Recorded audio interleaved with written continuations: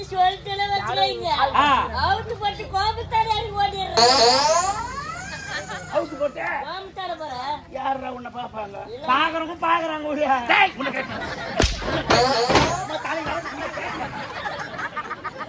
கேள்வி கேட்க பதில் நான் சொல்றேன்.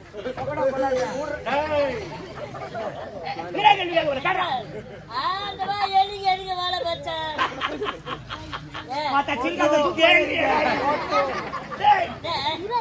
கொண்டு போய் மரியாதை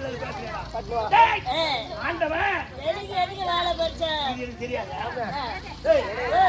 தெரியாதா? சொல்லு. அப்ப நான் எதுக்கு மண்ணா சொல்லு. எதுக்கு ஆண்டவன் எலிக்கு வேலை படிச்சேன்னா அது 5 அறிவு உள்ள ஜீவன். அதனால நாலு காலையும் ஒரு வாழையும் படிச்சிருக்கான் ஆண்டவன். இந்த பையன் நீ என்ன பண்ணி